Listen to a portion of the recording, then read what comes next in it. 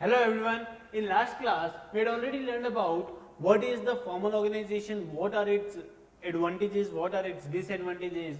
We know about that formal organization is generally deal with the prescribed set of rules and regulations which is formulated or framed by top management. Clear?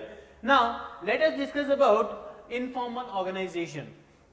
Before going further, let's see the how we can in our daily life use or create an informal structure, informal organization structure in our daily life too. How? Let's see.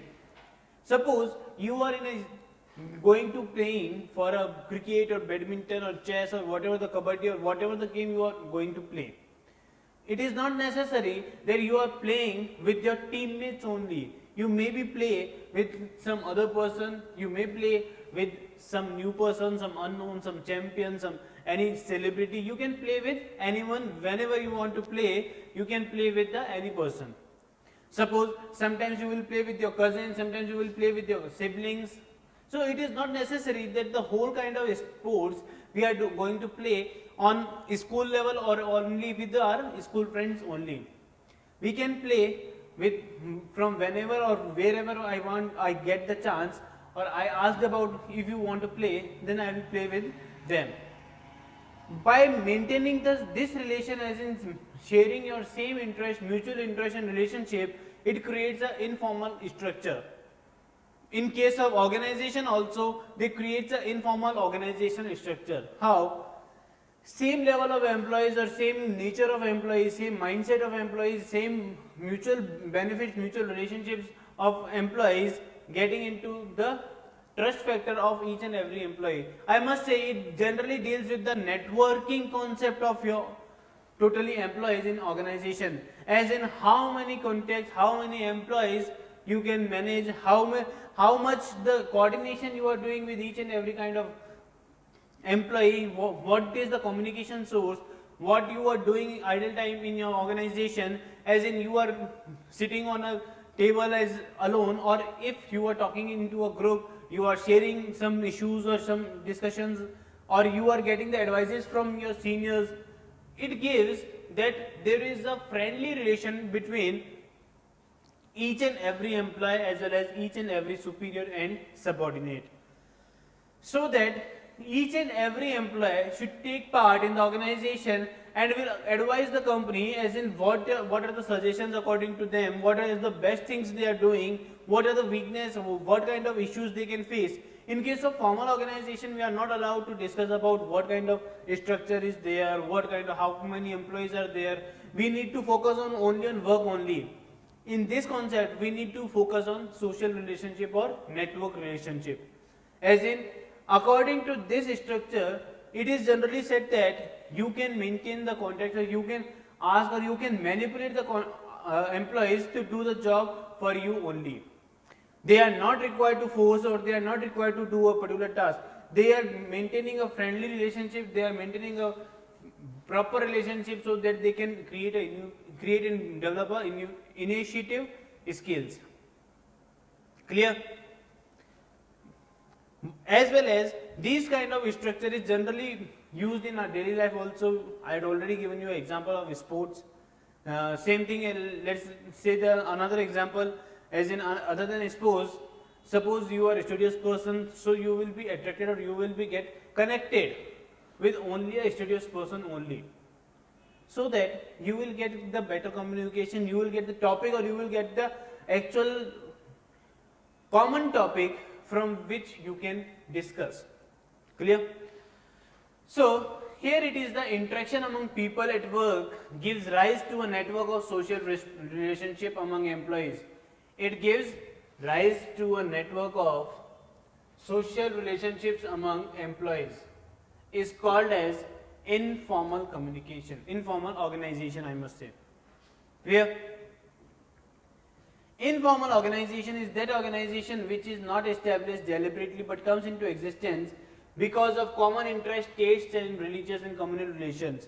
As in, it won't come by deliberately by top management, as in it is required to create a group or to form a group. It is not required by top management, it is required by you or the employees of the organization. As in, you may create the group with the suppose, let's don't take it otherwise, but let's take the example as in suppose you are making groups with the boys, you are making groups with the girls, or you are making groups with your casteism, as in Jains are different, Maheshwaris are different, Punjabis are different, they are talking with only Punjabis, they are talking with only Sikhs, the Maheshwaris are only talking with particular Maheshwari only, they are checking with the caste.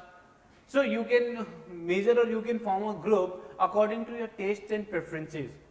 And it won't be formed or created by management. Management is not required that you need to prepare this kind of groups. But it is our human psychology that is created by ourselves. As in whoever I like, best example I can give, since whenever we came to know or whenever we are going to make a friendship with our friends, many friends are we are thinking that I must be his or her friend, or I must be in his friend list, I must be in his group. It all comes to in our mind, and thereafter we think about that our mutual respects are also same, we are doing the same kind of stuff, so it will going to be attracted to that person. That's how in case of organization structure also, whatever the employees are doing, dealing the work, they need to know about their colleagues, they need to know about their team coordinates, as well as they know about what kind of the nature each and every person have. So this is generally deals with the human psychology behavior. Clear? Main purpose of this organization structure is getting psychological satisfaction. It will give you a psychological satisfaction. Clear? Informal organization has no written rules. It has not a written rule. It can be formulated by each and every person who is able to managing the friends, who is dealing with an extrovert personality. Extrovert is simply means that is who can communicate with each and any other person without any hesitation. So it generally deals with the extrovert personalities of employees, subordinates or superiors. It is fluid in form and scope, does not have fixed line of communication. In there, what do you mean by fixed line of communication?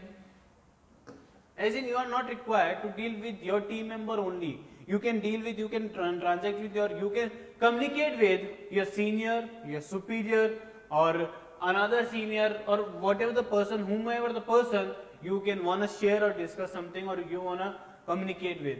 You are free to communicate. Clear? Examples of group made in informal organization are groups formed with the common interest, maybe those who take part in cricket matches on Sundays, meet the cafeterias for coffee, etc. Like you guys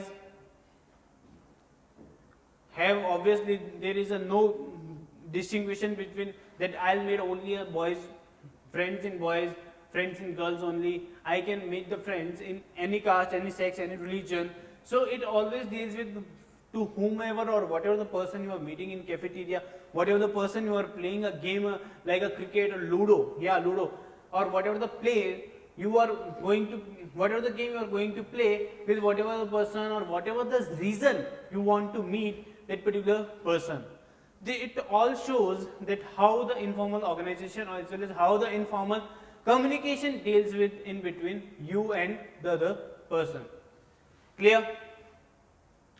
Now let's discuss about features of informal organization. Very first feature is it originates from within the formal organization as a result of personal interaction among employees. Generally it deals with the formal organization only, that is rules and regulations set by the top management only.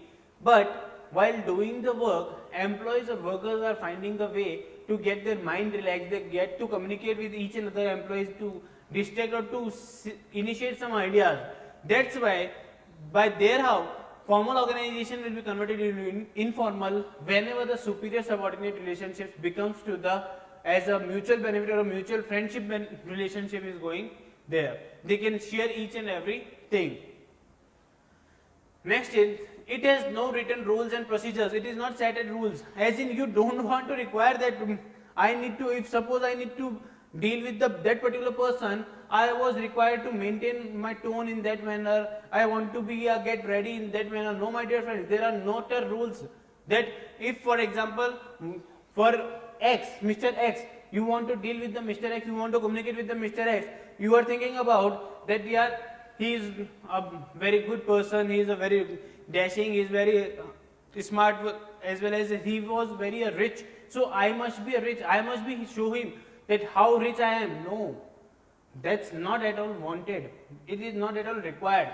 It is simply on your communication skills, how you will develop your communication skills to deal with that particular person. With the help of communications, you can deal with the rich to riches, poor, middle, boy, girl, whatever the person, irrespective of the age, irrespective of the sex, irrespective of the caste or religion, you can deal with each and every person. So it generally deals with without any rules and regulations. It don't require that you need to set a rule how you can communicate to such particular person only. It does not have fixed line of communication. There is no fixed line of communication, as in each and every person can communicate to any other person from whom whenever they want. Next is, it is not deliberately created by the top management.